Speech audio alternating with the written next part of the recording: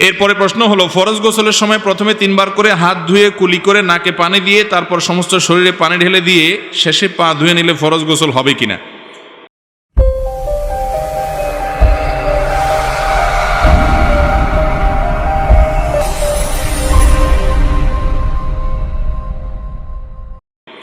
পুরা গোসল ফরজের পদ্ধতি চলে আসছে মাশাআল্লাহ। গোসল ফরজ গোসল আমরা কিভাবে করব এ বিষয়ে আমরা অনেক আগে বারবার বলেছি, আবারও বলি যেহেতু প্রশ্ন করেছেন।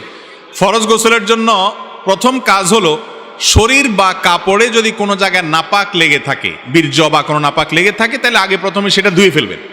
সেটা কি করতে হবে? আগে ওই জায়গাটা পুরাটা না, কাপড়ে কোন অংশে লাগছে ওইটাকে ধুয়ে ফেলবেন, শরীরে কোন অংশে লাগছে ওইটাকে ধুয়ে ফেলবেন, পরিষ্কার করে ফেলবেন। এটা হলো প্রথম কাজ। এরপরের কাজ হলো, অজু করতে যেভাবে 2 হাতের কবজি, কুলি, নাকে পানি, মুখ ধোয়া, হাত ধোয়া, মাথা মাসাই করা যতটুকু আছে এর দূর পরিমাণ করবেন, শুধু পাও ধোয়াটা বাকি রাখবেন। আর কুলির সময় সাধারণ অজুর কুলি চলবে না, কুলি করতে হবে গড়গড়া করে, ভালো করে, বুঝতে পারছেন?